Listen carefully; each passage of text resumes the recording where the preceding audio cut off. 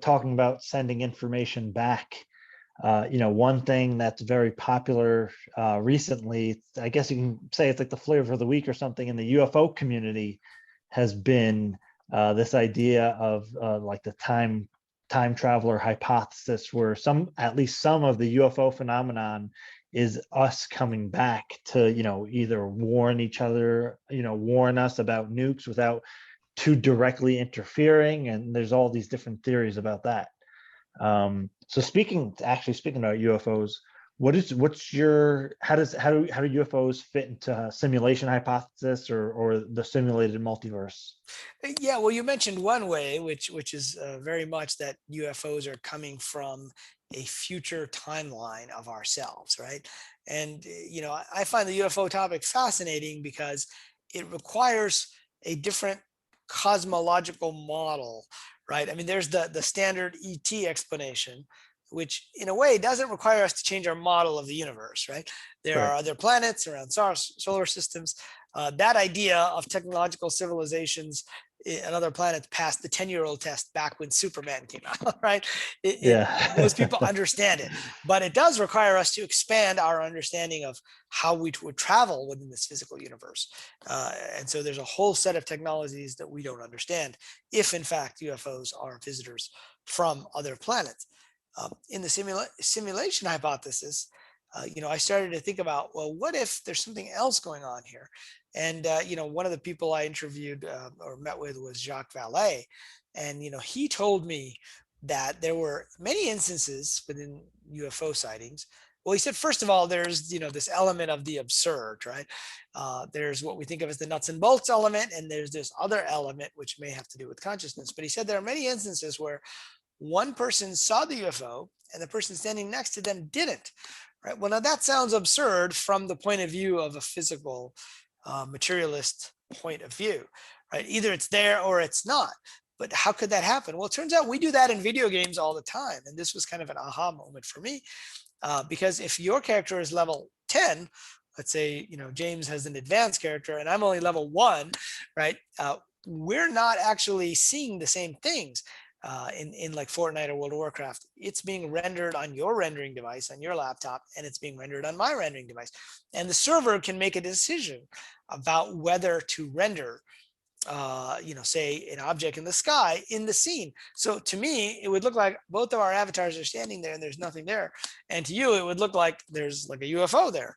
Right. And so, that was pretty intriguing to me. And the more I talked with Jacques, the more I found that, he suggests there are many absurd aspects to UFO encounters that people don't even talk about sometimes because the witnesses will, be told that they're crazy.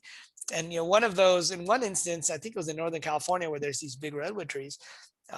Jacques said he went out to investigate, and there had already been investigators, and there had been I think some residue on the ground from where the craft landed.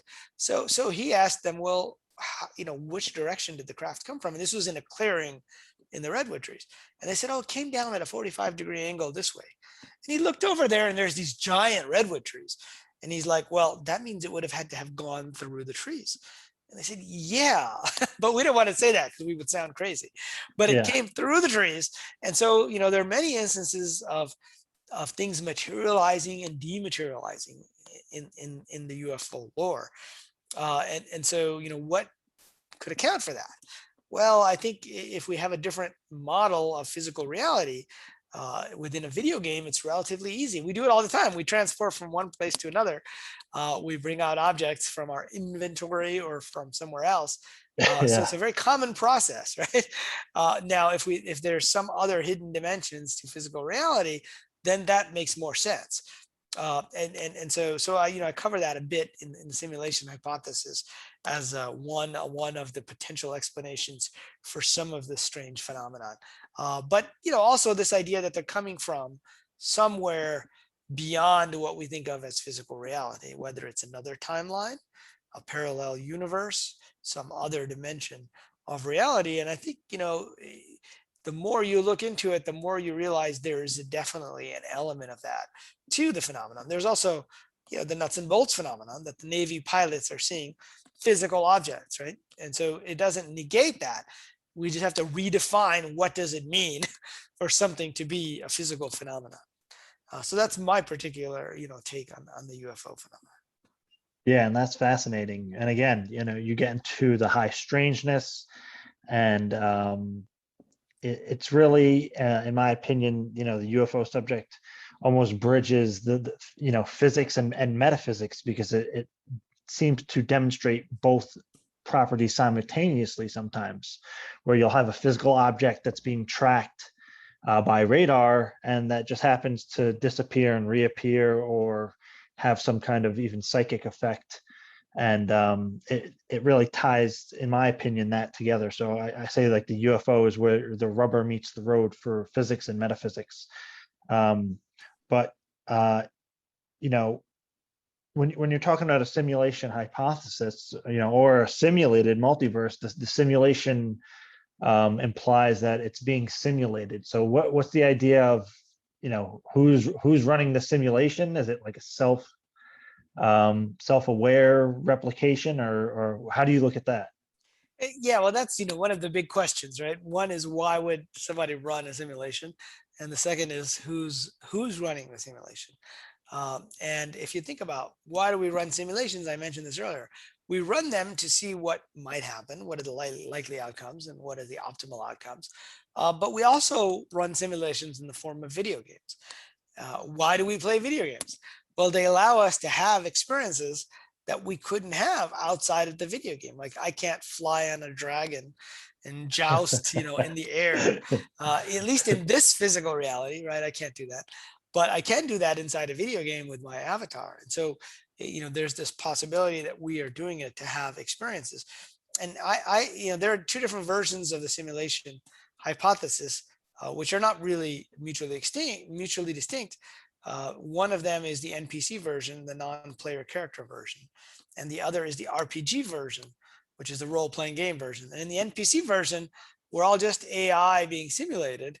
And I find that not quite as interesting as the RPG version, where we're in a video game and we are the players. So, this is my avatar, that's your avatar, but there's another aspect of us that's outside of the game that, just like, when I was playing ping pong, right, has forgotten that we are inside a video game. And then the Greeks would say that when you incarnate, you cross the river of forgetfulness, right? And you kind of forget what's been going on. And in the Chinese traditions, the goddess Meng Po had brewed the tea of forgetfulness, right? Which you drink both when you incarnate and when you disincarnate as well. And so you have this kind of transition period where we've forgotten. And so in that scenario, it's us, right? Who's running the game? It's us, right? We choose to be part of the game. And we may, in fact, be the programmers of the game. And just like in a video game today, if you play a video game, you will have quests and achievements, which kind of guide your progress. You will have to choose attributes of your avatar. My avatar is particularly interested in reading and speaking and writing, right? Other people might be interested in mountain climbing, right? That's their particular inclination. What in the ancient yogic traditions would be called vasanas, or tendencies that we carry with us across lifetimes.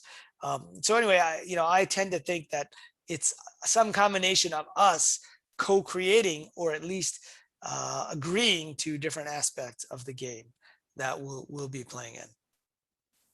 Yeah. Well, Riz, I know you don't have too much time. It's been great having you.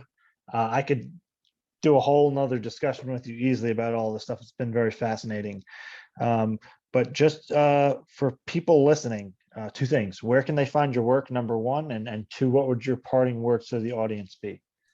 Sure. So they can find my work on my website, which is zenentrepreneur.com, or they can follow me on Twitter at Riz Stanford, just like the university. I think I was a student there when I created the Twitter account. So that's why, and I was going to get rid of it after I graduated, but I ended up just keeping the Twitter handle. Yeah. And then, in terms of parting words, I would say, part of the message of the simulation hypothesis and the simulated multiverse is, we get into these situations where we think, what if I had done this? What if I had done that differently? Would my life be better? And after thinking through, both of these models of reality, my conclusion is relax. Perhaps you already have done these other things. And for whatever reason, perhaps this is in a way the most optimal outcome, and certainly the one that you are meant to experience at the moment.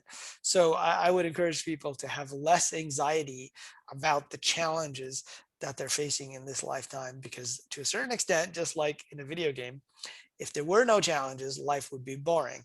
And to a certain extent, when you're playing a video game, you agree to the quests and challenges. And if you don't meet them, you just try them again. So that's the perspective I would leave people with. That's wonderful. And again, thank you so much, Riz, for coming on. All of Riz's links are going to be in the description for everybody. So definitely go check that out. And I hope to speak to you again sometime soon. Yep. Thanks so much for having me All on. right. Take care, Riz. Okay.